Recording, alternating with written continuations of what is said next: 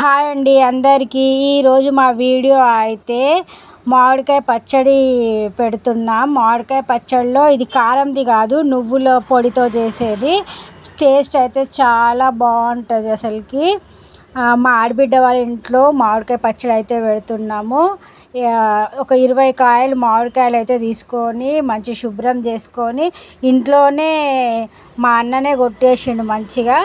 అన్ని పచ్చళ్ళు చేసిన తర్వాత వాటికి 20 కాయలకు తగినంత నువ్వులు అవన్నీ మిక్సీ చేసి అన్నీ రెడీ చేసి పెట్టుకున్న తర్వాత నువ్వుల పొడి వేసేసి దానికి తగినంత కాయలకు తగినంత ఉప్పు పసుపు వేసి మంచిగా మిక్స్ చేస్తుంది ఎవరో కాదు, మా కోడలే.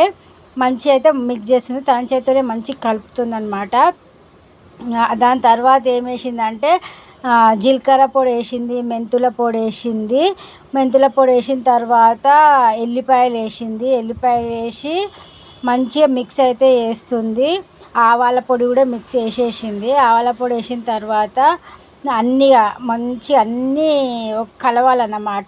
అన్ని పౌడర్లు ఒక దగ్గర మంచిగా కలవాలి.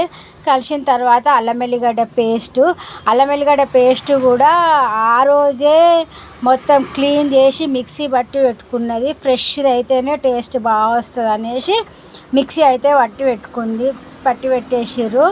పెట్టిన తర్వాత నూనెలో జీలకర్ర ఆవాలు అవన్నీ వేడి చేసిన ఆయిల్లో కొంచెం ఆయిల్ అందులో అయితే వేసి మొత్తం మిక్సీ చేసినాం అన్నమాట.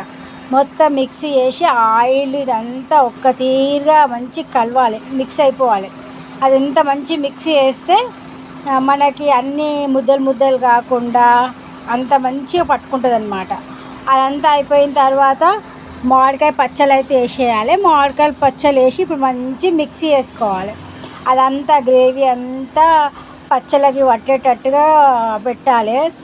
మామూలుగా ఎర్రతో కారం తొక్కు కంటే కూడా ఈ నువ్వులది కారం ఉండదు, కానీ టేస్ట్ అయితే చాలా బాగుంటుంది అసలుకి. నాకైతే చాలా బాగా నచ్చింది. మళ్ళీ ఇప్పుడు మేము కూడా మా ఇంట్లో అయితే పెట్టుకుంటాము ఒక వారంలో. నాకైతే టేస్ట్ చాలా బాగా నచ్చింది అసలుకి.